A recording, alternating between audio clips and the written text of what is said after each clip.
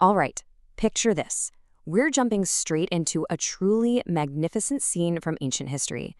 Imagine, for a second, being a deeply wealthy, incredibly successful man named Elder Bhadrapāla.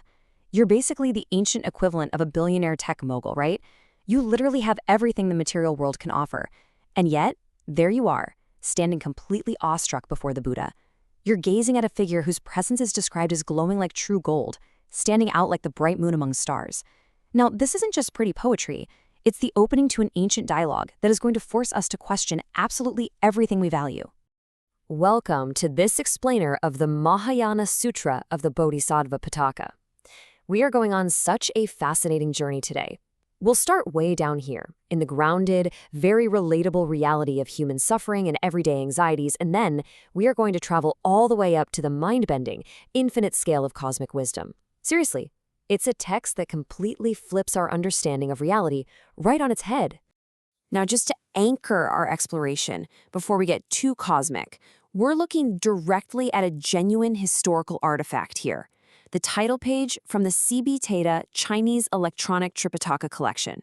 This is the classic text of the Mahāyāna Sūtra we're decoding today. By looking straight at these translated ancient texts, we're going to uncover some profound philosophical secrets that have guided millions of people over millennia. Okay, let's get into it. Section 1, the grand question. Why give it all up? So our story kicks off with a superhuman, deeply relatable moment of curiosity. Elder Bhadrapāla walks up to the Buddha, and get this, he's accompanied by 500 other wealthy elders. These are men who deeply understand status, wealth, and power. Bhadrapāla looks at the Buddha's majestic form and essentially asks the ultimate materialist question. He says, look, you have all this perfection, the ultimate potential to rule, and you could possess boundless worldly wealth. So why on earth would you renounce absolutely everything to become a wandering ascetic? Why leave the palace for the forest? I mean, it's a brilliant question, right? Because it challenges the very core of what we consider success.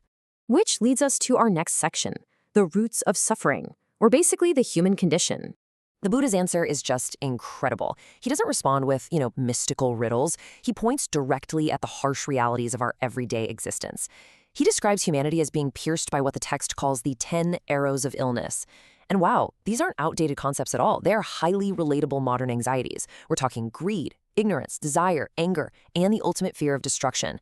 The Buddha explains that he looked at the world and saw everyone just endlessly shooting these arrows at each other. He renounced his worldly wealth because he realized something huge. Wealth simply doesn't protect you from these arrows.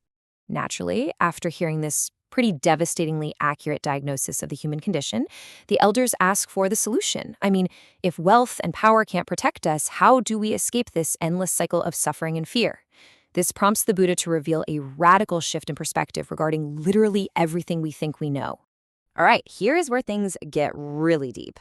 The illusion of reality, seeing through the senses. The solution, the Buddha explains, lies in realizing that the very things experiencing all this suffering, our physical bodies and our minds, are fundamentally empty.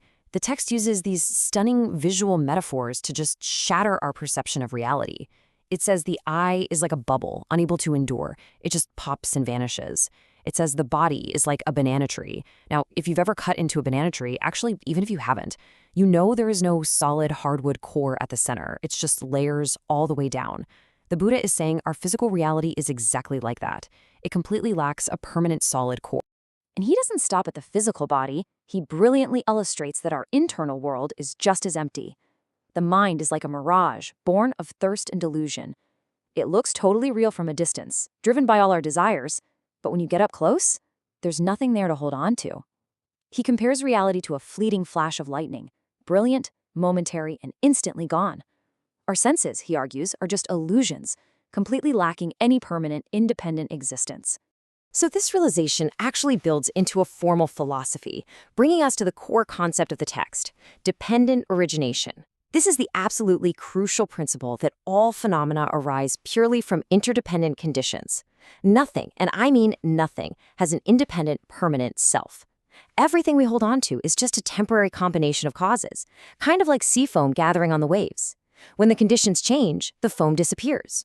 Understand this, the Buddha explains, and you stop grasping so tightly, and the suffering, it finally begins to dissolve. Moving on to the next phase of the journey, the Bodhisattva path, transcending self. But here's the twist. Simply escaping our own suffering isn't the final goal here. The narrative brilliantly pivots from personal self-preservation to the ultimate cosmic ideal of saving others, and this is where we enter the true Mahāyāna, or great vehicle, aspect of the text. We are introduced to Bodhicitta, this deep, firm, and immovable mind of enlightenment. But crucially, it is completely dedicated to the liberation of all living beings.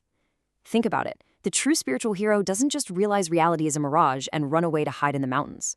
No, they engage with the mirage out of pure, fearless compassion to help others wake up. And in doing so, the Bodhisattva completely transforms. The source text uses these beautiful, vivid descriptors. They become a great river of wisdom. They become a sturdy bridge for others to walk safely across.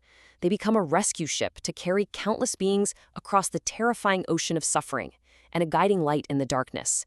They literally become a vehicle for others. Okay, buckle up, because here is the final section. Inconceivable wisdom, the cosmic scale. So, from the relatable psychology of human suffering, this explainer now violently scales up into the mind-boggling, multidimensional metaphors of the Buddha's true power. We are officially leaving the earthly realm behind us. The text outlines 10 inconceivable traits of the Buddha: his body, his voice, his wisdom, his light.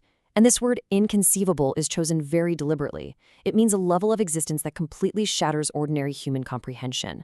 For instance, the text says the Buddha's voice can be heard and perfectly understood by every single living creature in their own native language, simultaneously across countless worlds. No way, right? It's huge! So the crucial point here is trying to somehow understand the scale of this inconceivable wisdom. To do that, the text gives us this staggering metaphor. Okay, imagine taking a single drop of water, dividing it into 100 microscopic parts, and dropping it into the vast, churning ocean. Then just leave it there for a century. The Buddha's omniscient wisdom is described as having the infinite precision required to reach into that ocean after 100 years and retrieve that exact fragmented drop of water without a single loss. That is the level of profound clarity we are talking about here. And then we get this beautiful illustration of the Buddha's physical and spiritual immovability through the Vairamba cosmic wind. Now, this is an apocalyptic force, a wind so intensely powerful it is capable of blowing entire solar systems and worlds apart into dust. Yet, the text contrasts this wildly destructive force with the immovable spiritual power of the Buddha in deep concentration. Even if this cosmic wind were howling across the universe, it could not cause a single hair on the Buddha's robe to flutter. Total, absolute stillness in the face of universal chaos. Wow! We've journeyed all the way from a rich merchant's worldly question to cosmic winds and perfect stillness. As we wrap up this explainer, I want to leave you with this final, profound challenge derived directly from this ancient sutra, to carry into your modern life. If reality is truly like a mirage, as the text suggests, and your physical form is as fleeting as a bubble or a layered banana tree, what are you holding on to today? What anxieties, what pride, what worldly wealth are you letting pierce you like an arrow? It's a question just as powerful now as it was thousands of years ago. Thank you so much for joining me on this deep dive. Take this question with you and keep learning.